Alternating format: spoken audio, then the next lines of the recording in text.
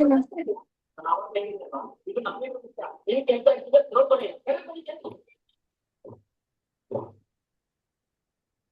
अज्ञानतिमिरान्धस्य ज्ञानाञ्जनशलाकया चक्षुरुन्मिलितं येन तस्मै श्रीगुरवे नमः।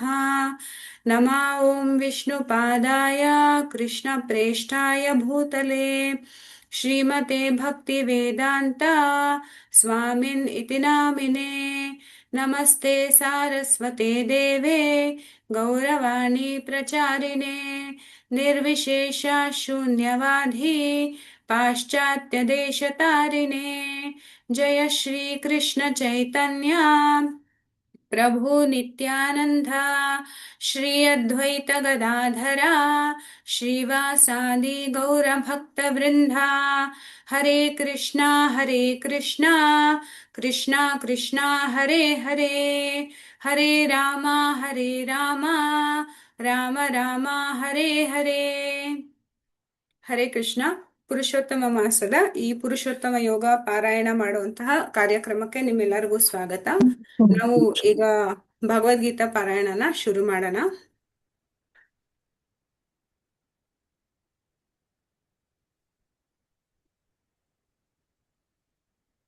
ಅಥ ಪಂಚದಶೋ ಅಧ್ಯಾಯಃ ಪುರುಷೋತ್ತಮ ಯೋಗಃ.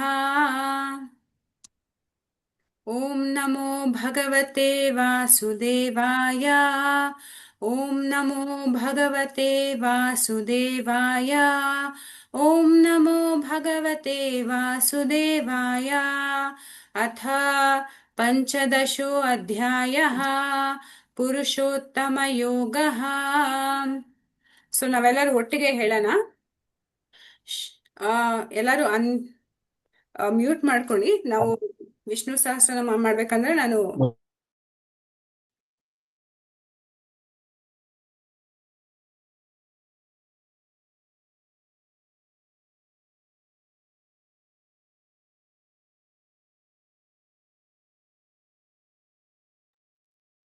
ಶ್ರೀ ಭಗವಾನ್ ಉವಾಚ ಊರ್ಧ್ವಮೂಲಮಧಃ ಶಾಖಂ ಅಶ್ವತ್ಥಂ ಪ್ರಾಹುರವ್ಯಯಂ ಛಂದಾಂಸಿ ಯಸ್ಯ ಪರ್ಣಾನಿ ಯಸ್ತಂ ವೇದ ಸ ವೇದವೇತ್.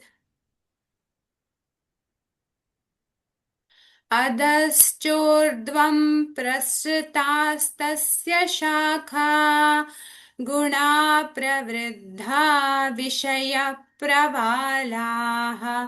अधश्च मूलान्यनुसन्ततानि कर्मानुबन्धीनि मनुष्यलोके.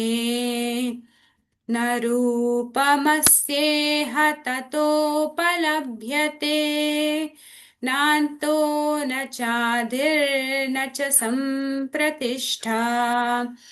अश्वत्थमेनं सुविरूढमूलम्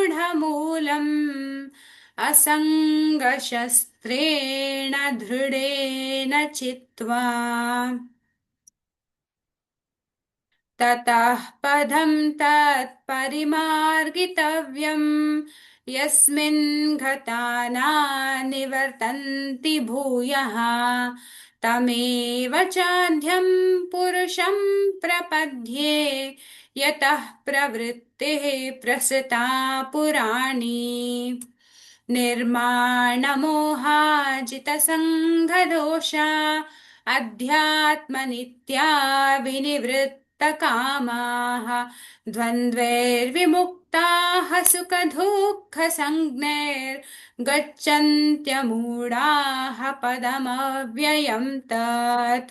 न तद्भासयते सूर्यो न शशाङ्को न पावकः यद्गत्वा न निवर्तन्ते तद्धाम परमं मम. ममैवांशो जीवलोके जीवभूतः सनातनः. मनःषष्ठानीन्द्रियाणि प्रकृतिस्थानि कर्षति. शरीरं यदवाप्नोति यच्चापुत्क्रामतीश्वरः गृहीत्वैतानि संयाति वायुर्गन्धान् इवाशयात्। श्रोत्रं चक्षुः स्पर्शनं च रसनं घ्राणमेव च अधिष्ठायामनश्चायं विषयान् उपसेवते। उत्क्रामन्तं स्थितं वापि भुञ्जानं वा गुणान्वितं विमूढानानुपश्यन्ति पश्यन्ति ज्ञानचक्षुषः। यतन्तो योगिनश्चैनं पश्यन्त्यात्मन्यवस्थितं यतन्तोऽपि अकृतात्मानो नैनं पश्यन्त्यचेतसः। यदादित्यागतं तेजो जगद्भासयतेऽखिलं यच्चन्द्रमसि यच्चाग्नौ तत्तेजो विद्धि मामकम्। गामाविश्य च भूतानि धारयाम्यहमोजसा पुष्णामि चौषधी सर्वा सोमो भूत्वा रसात्मकः। अहं वैश्वानरो भूत्वा प्राणिनां देहमाश्रितः प्राणापानसमायुक्तः पचाम्यन्नं चतुर्विधम्। सर्वस्य चाहं हृदि सन्निविष्टो मत्तः स्मृतिर्ज्ञानमपोहनं च वेदैश्च सर्वैरहमेव वेद्यो वेदान्तकृत्वेदविधेव चाहम्। द्वाविमौ पुरुषौ लोके क्षरश्चाक्षर एव च क्षरः सर्वाणि भूतानि कूटस्थोऽक्षर उच्यते। उत्तमः पुरुषस्त्वन्यः परमात्मेति उदाहृतः यो लोकत्रयमाविश्य बिभर्तव्यय ईश्वरः। यस्मात्क्षरम् अतीतोऽहम् अक्षरादपि चोत्तमः अतोऽस्मि लोके वेदे च प्रतितः पुरुषोत्तमः।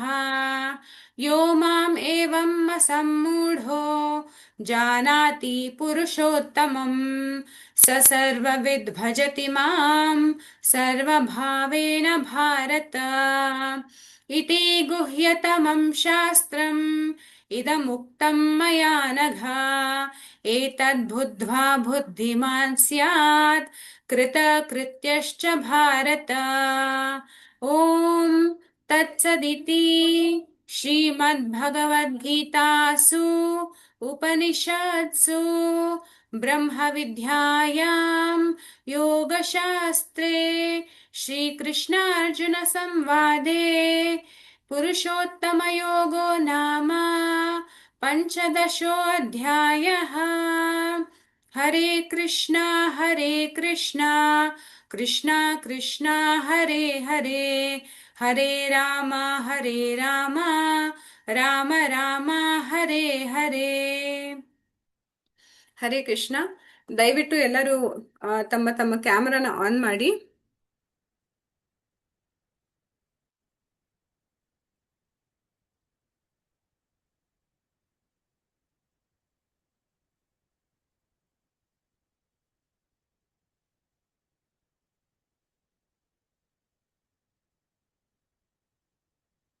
ಗೋವರ್ಧನ್ ಪ್ರಭು, ಜಯಲಕ್ಷ್ಮಿ ಮಾತಾಜಿ, ದಯವಿಟ್ಟು ಕ್ಯಾಮರಾನ ಆನ್ ಮಾಡಿ.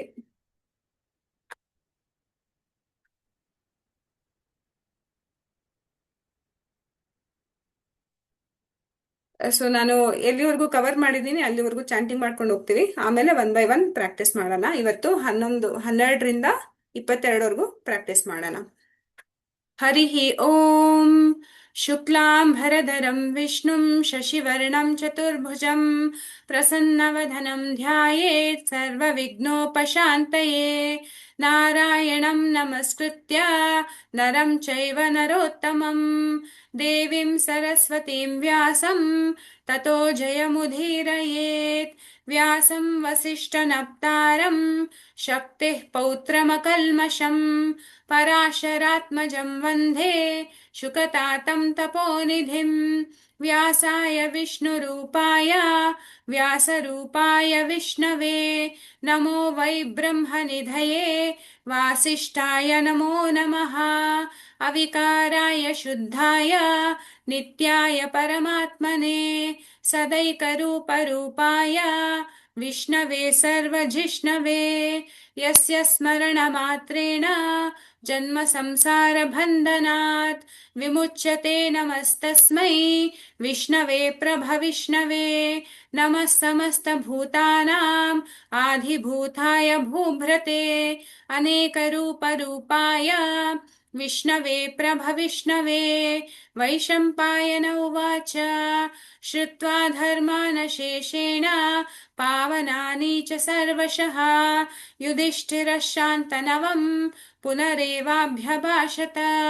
युधिष्ठिर उवाच किमेकं दैवतं लोके किं वाप्येकं परायणं स्तुवन्तः कं कमर्चन्तः प्राप्नुयुर्मानवा शुभम् को धर्मः सर्वधर्माणां भवतः परमो मतः किं जपन्मुच्यते जन्तुर्जन्म संसार बन्धनात्। विष्णु सहस्रनाम स्तोत्र विश्वं विष्णुर्वषट्कारो भूतभव्य भवत्प्रभुः भूतकृद्भूतभृद्भावो भूतात्मा भूतभावनः भूतात्मा परमात्मा च मुक्तानां परमागतिः अव्ययः पुरुषः साक्षी क्षेत्रज्ञोऽक्षर एव च योगो योगविदां नेता प्रधान पुरुषेश्वरः नारसिंहः वपुः श्रीमान् केशवः पुरुषोत्तमः सर्वः सर्वशिवस्थाणुर्भूताधिर्निधिरव्ययः सम्भवो भावनो भर्ता प्रभवः प्रभुरीश्वरः स्वयंभू शम्भुराधित्य पुष्कराक्षो महास्वनः अनाधिनिधनो धाता विधाता धातुरुत्तमः अप्रमेयो हृषीकेशः पद्मनाभोऽमरप्रभु विश्वकर्मा मनुस्त्वष्टा स्तविष्टः स्तविरो ध्रुवः अग्राह्य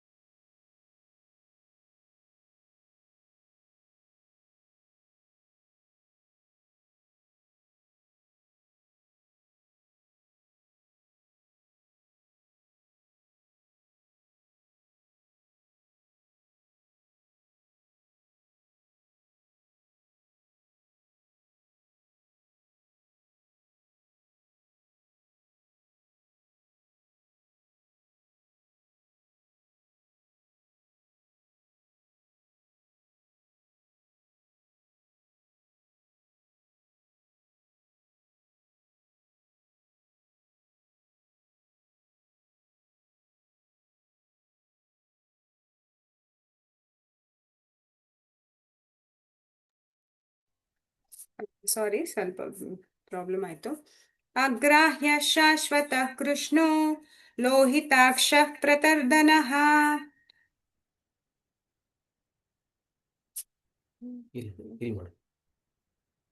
प्रभूतस्त्रिककुब्धाम पवित्रं मङ्गलं परम् ईशानः प्राणदः प्राणो ज्येष्ठः श्रेष्ठः प्रजापतिः हिरण्यगर्भो भूगर्भो माधवो मधुसूदनः ईश्वरो विक्रमी धन्वी मेधावी विक्रमः क्रमः अनुत्तमो धुराधर्ष कृतघ्नः कृतिरात्मवान् सुरेशः शरणं शर्मा विश्वरेता प्रजाभवः अहः संवत्सरो व्यालः प्रत्ययः सर्वदर्शनः अजः सर्वेश्वरः सिद्धः सिद्धिः सर्वाधिरच्युतः वृषा कपिरमेयात्मा ಸರ್ವಯೋಗ ವಿನಿಶ್ಚಿತಃ.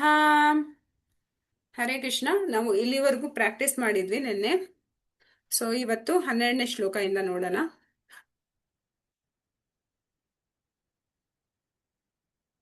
ಸೊ ನಾನು ಹೇಳ್ಕೊಡ್ತೀನಿ, ಒಬ್ರಾದ್ಮೇಲೆ ಒಬ್ರು ರಿಪೀಟ್ ಮಾಡಿ.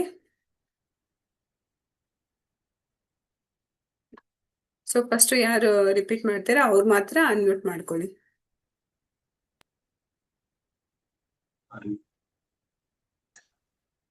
ಸನ್ಯಾ? ಮಾತಾಜಿ, ನಾನ್ ಮಾಡ್ತೀನಿ. ಓಕೆ. ವಸುರ್ವಸುಮನಾ ಸತ್ಯ ವಸುರ್ವಸುವನ ಸತ್ಯ ಸಮಾತ್ತ ಸಂಮಿತಃ ಸಮಃ ಸಮಾತ ಸಂಮಿತಃ ಸಮಃ ಅಮೋಘಃ ಪುಂಡರೀಕಾಕ್ಷೋ ಅಮೋಘಃ ಪುಂಡರೀಕಾಕ್ಷೋ ವೃಷಕರ್ಮಾ ವೃಷಾಕೃತಿಃ. ವೃಷಕರ್ಮ ವೃಷಾಕೃತಿಃ. ಓಕೆ, ಎರಡೇ ಶ್ಲೋಕ. ರುದ್ರೋ ಬಹುಶಿರಾ ಭಭ್ರುಃ ರುದ್ರೋ ಬಹುಶಿರಾ ಬೃಧ್ರೋ ಬಭ್ರುಃ ರುದ್ರೋ ಬಹುಶಿರಾ ಭಭ್ರುಃ ರುದ್ರೋ ಬಹುಶಿರಾ ಬೃಧ್ರೋ ವಿಶ್ವಯೋನಿಃ ಶುಚಿಶ್ರವಾಃ ವಿಶ್ವಯೋನಿಃ ಶುಚಿಸ್ಮಃ ವಿಶ್ವಯೋನಿಃ ವಿಶ್ವಯೋನಿ ಶುಚಿಶ್ರವಾಃ.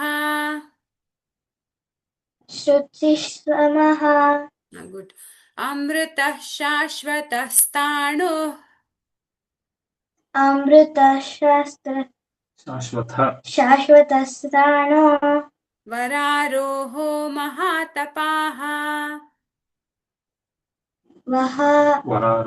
ವರಾರೋಹೋ ಮಹಾತಪಃ. ತಪಾಹ. ಓಕೆ ಓಕೆ, ನೆಕ್ಸ್ಟ್ ಯಾರು ಮಾಡ್ತೀರಾ? ಸನ್ಯಾ ರೆಡಿ? ಓಕೆ. ಸರ್ವಗಃ ಸರ್ವವಿದ್ಭಾನೋ ಸರ್ವಗಃ ಸರ್ವವಿದ್ಭಾನೋ ವಿದ್ಭಾನೋ ವಿದ್ಭಾನೋ ವಿಶ್ವಕ್ಸೇನೋ ಜನಾರ್ದನಃ ವಿಶ್ವಕ್ಸೇವೋ ಜನಾರ್ದನಃ ವಿಶ್ವಕ್ಸೇನೋ ಜನಾರ್ದನಃ ವಿಶ್ವಕ್ಸೇವೋ ಜನಾರ್ದನಃ ಜನಾರ್ದನಃ. ಜನಾರ್ದನಃ. ಗುಡ್. ವೇದೋ ವೇದ ವೇದೋ ವೇದ ವಿದವ್ಯಂಗೋ ವಿದವ್ಯಂಗೋ ವೇದಾಂಗೋ ವೇದಾಂಗೋ ವೇದವಿತ್ ಕವಿಃ ವೇದವಿತ್ ಕದಿಃ ಲೋಕಾಧ್ಯಕ್ಷಃ ಲೋಕಾಧ್ಯಕ್ಷ ಸುರಾಧ್ಯಕ್ಷೋ ಸುತರಾಧ್ಯಕ್ಷೋ ಸುರಾಧ್ಯಕ್ಷೋ ಸುಧಾರಕ್ಷೋ ಸುರ. ಓಕೆ, ರಾ ಫಸ್ಟ್. ಸುರಾಧ್ಯಕ್ಷೋ ಸುರಾಧ್ಯಕ್ಷೋ ಧರ್ಮಾಧ್ಯಕ್ಷ ಧರ್ಮಾಧ್ಯಕ್ಷ ಕೃತಾಕೃತಃ ಕೃತಾಕೃತಃ ಚತುರಾತ್ಮ ಚತುರಾತ್ಮ ಚತುರ್ವ್ಯೂಹ ಚತುರ್ವ್ಯೂಹ ಚತುರ್ದಂಷ್ಟ್ರ ಚತುರ್ದ್ರಂಷ್ಟ್ರ ಚತುರ್ದಂಷ್ಟ್ರ ಚತುರ್ದಂಷ್ಟ್ರ ಚತುರ್ಭುಜಃ. ಚತುರ್ಭುಜಃ. ಓಕೆ, ಇನ್ನೊಂದ್ಸತಿ ಟ್ರೈ ಮಾಡೋಣ. ಲೋಕಾಧ್ಯಕ್ಷ ಸುರಾಧ್ಯಕ್ಷೋ ಲೋಕಾಧ್ಯಕ್ಷ ಸುರಾಧ್ಯಕ್ಷ ಧರ್ಮಾಧ್ಯಕ್ಷ ಧರ್ಮಾಧ್ಯಕ್ಷ ಕೃತಾಕೃತಃ धर्माध्यक्ष कृता कृतया चतुरात्मा चतुर्व्यूहा चतुरात्मा चतुर्विद्या चतुर्व्यूहा चतुर्व्यूहा चतुर्दंष्टश्चतुर्भुजः चतुर्दं चतुष्टुष्ट्र चतुर्दंष्ट्र चतुर्दंष्ट्र चतुर्भुजः. चतुर्भुजः. Okay, next thank you Sanya. Next ಯಾರು ಟ್ರೈ ಮಾಡ್ತೀರಾ? ಗೋವರ್ಧನ್ ಪ್ರಭು.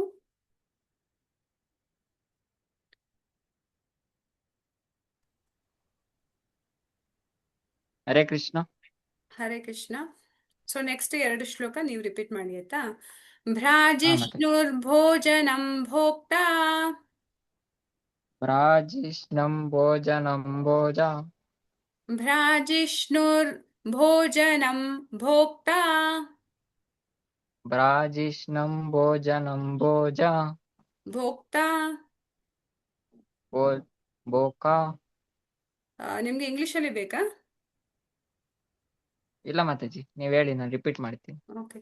ಸಹಿಷ್ಣುರ್ಜಗದಾದಿಜಃ ಸಹಿಷ್ಣುರ್ ಜಗದಾದಿಜಃ ಜಗದಾರ್ದಿಜಗಃ ಅನಘೋ ವಿಜಯೋ ಜೇತ ಅನಯೋ ವಿಜಯೋ ಜೋತ ವಿಶ್ವಯೋನಿಃ ಪುನರ್ವಸುಃ ವಿಶ್ವ ಯೋನಿಃ ವಿನೋ ಪುನರ್ವಸುಃ ಪುನರ್ವಸವು ಉಪೇಂದ್ರೋ ವಾಮನಃ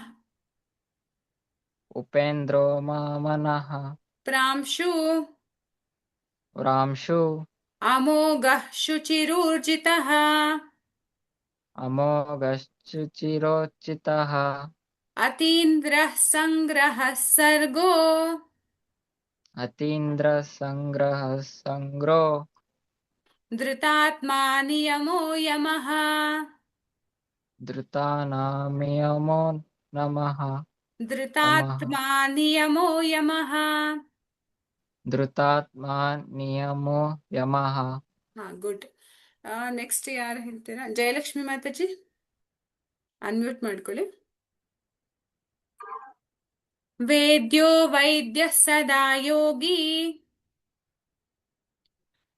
ಅನ್ಮ್ಯೂಟ್ ಮಾಡಿ ಮಾತಾಜಿ. ವೇದ್ಯೋ ವೈದ್ಯ ಸದಾ ಯೋಗಿ. ಕೇಳಿಸ್ತಾ ಇಲ್ಲ ಮಾತಾಜಿ, ಮ್ಯೂಟ್ ಮಾಡಿದೀರಾ. ಹಾ, ಇವಾಗ ಹೇಳಿ.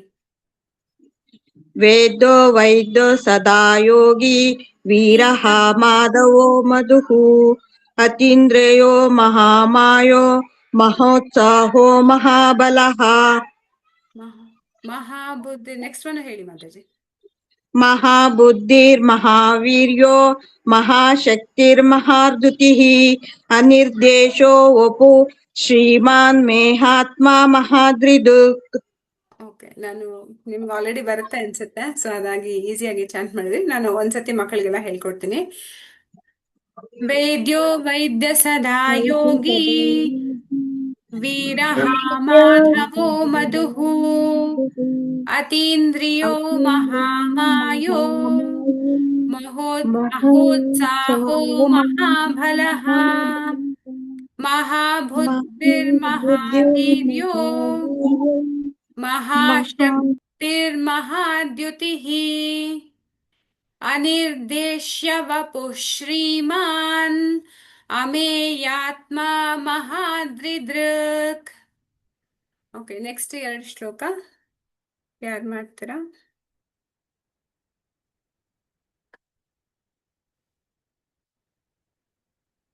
Mataji, I will tell. You will tell? Okay. ಮಹೇಶ್ವಾಸೋ Maheshwasu, ಶ್ವಾಸೋ ಮಹೇಶ್ವಾಸೋ Maheshwasu, ಮಹೀಭರ್ತ Mahibharta, ಮಹೇಶ್ವಾಸೋ ಮಹೀಭರ್ತ Maheshwasu, Mahibharta, श्रीनिवासः सतां गतिः श्रीनिवासः सतां गतिः अनिरुद्धः सुरानन्दो अनिरुद्धः सुरानन्दो गोविन्दो गोविदाम्पतिः गोविन्दो गोविदाम्पतिः मरीचिर्दमनो हंसा मणिर्चिर्दमनो हंसा सुपर्णो भुजगोत्तमः सुपर्णो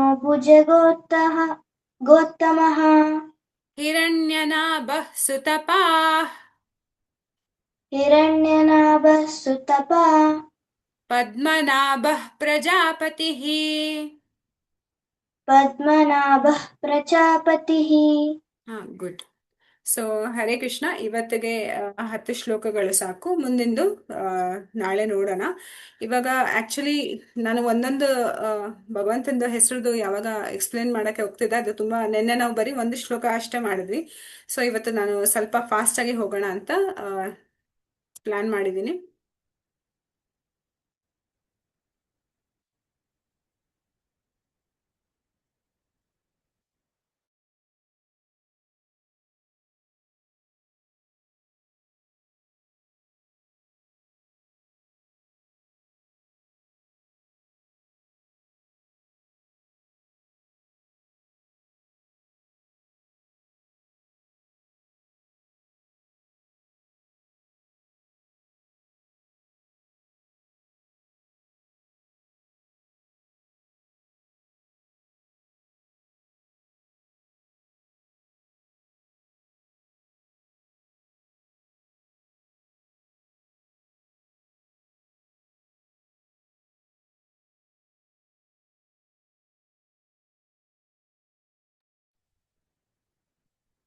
ಹರೇ ಕೃಷ್ಣ.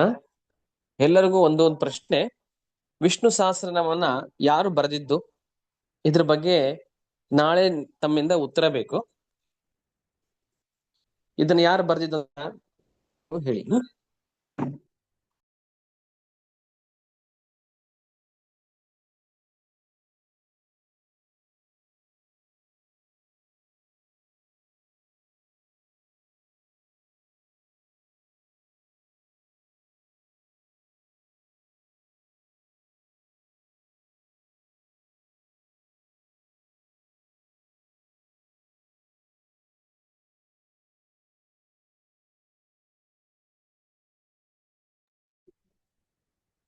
ಹರೇ ಕೃಷ್ಣ. ಸೊ ನಿನ್ನೆ ನಾವು 1ನೇ ಶ್ಲೋಕದ ಅರ್ಥನ ನೋಡಿದ್ವಿ. ವಿಶ್ವಂ ಅಂದ್ರೆ ಪೂರ್ತಿ ಯೂನಿವರ್ಸ್, ವಿಷ್ಣು ಅಂದ್ರೆ ವಿಶ್ವಮಲ್ಲಿ ಎಲ್ಲಾ ಕಡೆ ಆವೃತ ಆಗಿರೋರು, ವಿಶ್ವಂ ವಿಷ್ಣುರ್ ವಷಟ್ಕಾರೋ ಅಂದ್ರೆ ಯೋಗ. ನಾವು ಯಜ್ಞ ಏನ್ ಮಾಡ್ತೀವಿ ಅದನ್ನ ಯಾರಿಗೆ ಆಹುತಿ ಕೊಡ್ತೀವಿ, ಯಜ್ಞ ಪುರುಷ ಅದು ಭಗವಂತ. ಸೊ ಈ ರೀತಿ ಫಸ್ಟ್ ಶ್ಲೋಕನ ಮಾಡಿದ್ವಿ. ಸೊ ಇವತ್ತು 2ನೇ ಶ್ಲೋಕನ ನೋಡೋಣ. ಪೂತಾತ್ಮ. ಪೂತಾತ್ಮ ಅಂದ್ರೆ ಯಾರು ಶುದ್ಧವಾಗಿದ್ದಾರೆ, ಯಾರು ಪೂತಾತ್ಮ ಅಂದ್ರೆ ಅವ್ರಿಗೆ ಯಾವುದೇ ರೀತಿ ಕಲ್ಮಶ ಇಲ್ಲ. ಸೊ ಇದನ್ನ ಸೇಮ್ ಈಶೋಪನಿಷತ್ತಲ್ಲೂ ಕೂಡ ಹೇಳ್ತಾರೆ, ಅಪಾಪವಿದ್ದ ಅಂತ ಹೇಳ್ತಾರೆ. ಭಗವಂತನಿಗೆ ಅಪಾಪವಿದ್ದ, ಯಾರಿಗೆ ಯಾವುದೇ ರೀತಿ ಪಾಪ ಮುಟ್ಟೋದಿಲ್ಲ. ಸೊ ಅವರು ಬೆಣ್ಣೆ ಕದ್ದಾದ ತಕ್ಷಣ ಅವ್ರಿಗೆ ತಪ್ಪಾಗಿದೆ, ಅವ್ರು ಪಾಪ ಮಾಡಿದ್ರು, ಆ ರೀತಿ ಇಲ್ಲ. ಭಗವಂತ ಏನೇ ಮಾಡಿದ್ರು ಅವ್ರಿಗೆ ಯಾವುದೇ ರೀತಿ ಕಲ್ಮಶ ಮುಟ್ಟೋದಿಲ್ಲ. ಸೊ ಅವರು ಪ್ಯೂರೆಸ್ಟ್ ಸೋಲ್. ಭಗವದ್ಗೀತೆಯಲ್ಲಿ ಕೂಡ ನಾವು ಇದನ್ನ ನೋಡ್ತೀವಿ. ಪವಿತ್ರ. ಪವಿತ್ರ ಅಂದ್ರೆ ಎಲ್ಲರಿಗಿನ ತುಂಬಾ ಶುಚಿಯಾಗಿರೋರು, ಅವ್ರದಲ್ಲಿ ಯಾವುದೇ ರೀತಿ ಕಲ್ಮಶ ಇಲ್ಲ. ಸೊ ಸೇಮ್ ಮೀನಿಂಗ್ ಬರುತ್ತೆ. ಪೂತಾತ್ಮ ಅಂದ್ರೆ ಯಾರಲ್ಲಿ ಯಾವುದೇ ರೀತಿ ತಪ್ಪಿಲ್ಲ, ಯಾವುದೇ ರೀತಿ ಕಲ್ಮಶ ಇಲ್ಲ. ಮತ್ತೆ ಯಾರ ಒಂದು ಸಂಘ ಮಾಡೋದ್ರಿಂದ ನಮ್ಮ ಎಲ್ಲ ಕಲ್ಮಶ ದೂರ ಆಗುತ್ತೆ. ಸೊ ಭಗವಂತನ ನಾಮ ಹೇಳೋದ್ರಿಂದ ಕೂಡ ನಮ್ಮ ಪಾಪ ಎಲ್ಲ ದೂರ ಆಗುತ್ತೆ. ಸೊ ಭಗವಂತನಲ್ಲಿ ಯಾವುದೇ ರೀತಿ ಪಾಪ ಇಲ್ಲ, ಅವ್ರದಲ್ಲಿ ಯಾವುದೇ ರೀತಿ ಕಲ್ಮಶ ಇಲ್ಲ. ಪರಮಾತ್ಮಾಚ, ಪರಮ ಆತ್ಮ. ಸೊ ನಾವು ಭಗವದ್ಗೀತೆ 2ನೇ ಅಧ್ಯಾಯದಲ್ಲಿ ನಾವು ಸ್ಟಾರ್ಟಿಂಗ್ ಅಲ್ಲೇ ಯಾವಾಗ ಅರ್ಜುನನ್ಗೆ ಉಪದೇಶ ಮಾಡ್ತಿದ್ದಾರೆ ಕೃಷ್ಣ. ಸೊ ಫಸ್ಟ್ ಉಪದೇಶ ಏನ್ ಮಾಡ್ತಾರೆ, ನಾವು ಈ ದೇಹ ಅಲ್ಲ ಜೀವಾತ್ಮ. ಸೊ ಭಗವಂತ ಯಾರು? ಭಗವಂತ ಪರಮಾತ್ಮ. ಸೊ ಈ ನಮ್ಮ ದೇಹದಲ್ಲಿ, ನಮ್ಮ ಹೃದಯದಲ್ಲಿ ಜೀವಾತ್ಮ ಆಗಿ ನಾವು ಕೂಡ ಇದೀವಿ, ಮತ್ತೆ ಪರಮಾತ್ಮ ಆಗಿ ಭಗವಂತ ಕೂಡ ಇದ್ದಾರೆ. ಸೊ ಪರಮಾತ್ಮ ಅಂದ್ರೆ ಆತ್ಮರಲ್ಲಿ ಎಲ್ಲರಲ್ಲೂ ಶ್ರೇಷ್ಠವಾದ ಆತ್ಮ.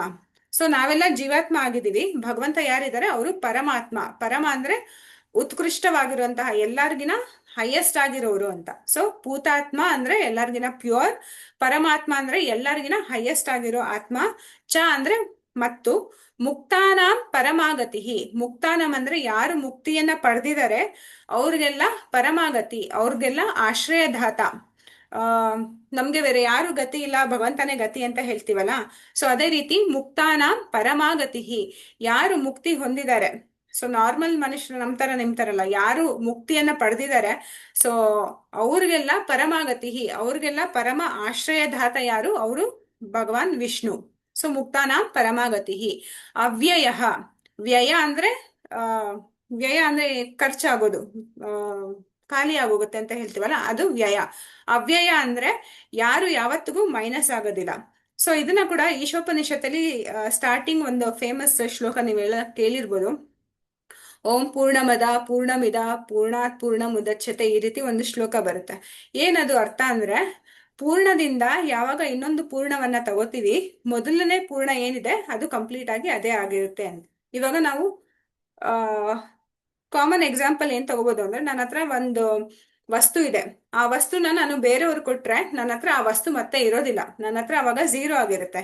ಆದ್ರೆ ಭಗವಂತ ಆ ರೀತಿ ಅಲ್ಲ, ಭಗವಂತ ಇದ್ದಾರೆ, ಭಗವಂತನಿಂದ ಒಬ್ರು ಅವತಾರ ಆದ್ರು ಅಂದ್ರೆ ಈ ಭಗವಂತ ಕೂಡ ಪರಿಪೂರ್ಣ ಪುರುಷ, ಮತ್ತೆ ಈ ಭಗವಂತ ಯಾರಿದ್ದಾರೆ ಅವ್ರು ಕೂಡ ಪರಿಪೂರ್ಣ ಪುರುಷ. ಸೊ ಭಗವಾನ್ ವಿಷ್ಣು ಇದ್ದಾರೆ, ಅವರು ಪರಿಪೂರ್ಣ ಪುರುಷ ಆಗಿದ್ದಾರೆ, ಪುರುಷೋತ್ತಮ ಆಗಿದ್ದಾರೆ. ಅವರಿಂದ ಏನು ಅವತಾರಗಳು ಬರ್ತಿದ್ದಾರೆ ಅವರು ಕೂಡ ಅವರು ಕೂಡ ಪರಿಪೂರ್ಣ ಆಗಿದ್ದಾರೆ, ಅವ್ಯಯ. ಅವ್ರು ಯಾವತ್ತಿಗೂ ಖಾಲಿ ಆಗೋದ್ರು ಆ ರೀತಿ, ವ್ಯಯ ಆಗೋದ್ರು ಆ ರೀತಿ ಇಲ್ಲ. ಪುರುಷ ನಾವು ಇವಾಗ ಏನು 15ನೇ ಅಧ್ಯಾಯ ಓದ್ತಾ ಇದೀವಿ, ಅದು ಪುರುಷೋತ್ತಮ ಯೋಗ.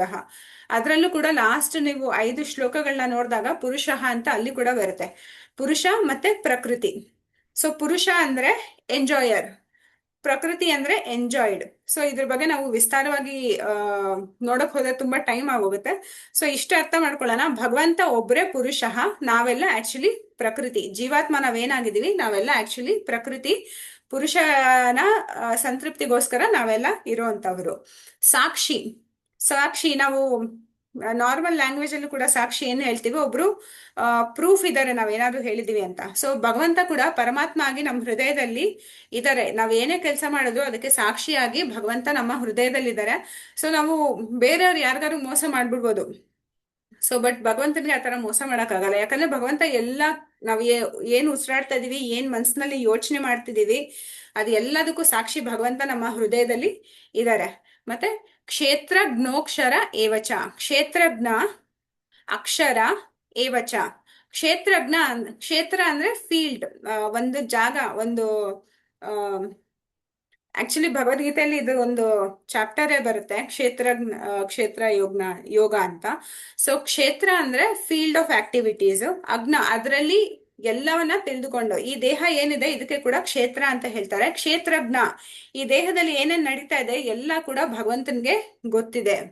ಸೊ ನಮ್ಗೆ ಗೊತ್ತಿಲ್ಲ, ನಾವು ಬರೀ ಊಟ ಮಾಡ್ತೀವಿ ಅಷ್ಟೇ, ಅದು ಯಾವ ರೀತಿ ಡೈಜೆಸ್ಟನ್ ಆಗುತ್ತೆ, ಯಾವ ರೀತಿ ಅದರಿಂದ ನಮ್ಗೆ ಎನರ್ಜಿ ಬರುತ್ತೆ, ಯಾವ ರೀತಿ ನಮ್ದು ರೆಸ್ಪಿರೇಟರಿ ಸಿಸ್ಟಮ್ ಇದೆ, ಯಾವ ರೀತಿ ನಮ್ ಬ್ರೈನ್ ವರ್ಕ್ ಆಗ್ತಿದೆ, ಇದೆಲ್ಲ ನಮ್ಗೆ ಜ್ಞಾನ ಇಲ್ಲ. ವರ್ಕ್ ಆಗ್ತಿದೆ ಅಂತ ಅಷ್ಟೇ ಗೊತ್ತು, ಆದ್ರೆ ಭಗವಂತನ್ಗೆ ಕ್ಷೇತ್ರಜ್ಞ. ಅವ್ರಿಗೆ ನಮ್ ದೇಹದಲ್ಲಿ ಏನಾಗ್ತಿದೆ, ಇನ್ನೊಬ್ಬರ ದೇಹದಲ್ಲಿ ಏನಾಗ್ತಿದೆ, ಪ್ರಾಣಿಗಳ ದೇಹದಲ್ಲಿ ಏನಾಗ್ತಿದೆ, ಈ ಎಲ್ಲಾ ನಾಲೆಜ್ ಕೂಡ ಭಗವಂತನಿಗಿದೆ. ಸೊ ಅದಕ್ಕೋಸ್ಕರ ಅವ್ರಿಗೆ ಕ್ಷೇತ್ರಜ್ಞ ಅಂತ ಹೇಳ್ತಾರೆ. ಅಕ್ಷರ ಏವಚ, ಅಕ್ಷರ ಅಂದ್ರೆ ಏನು, ಆಲ್ಫಾಬೆಟ್ಸ್ ಅಂತ ನಾವು ಅನ್ಕೋತೀವಿ.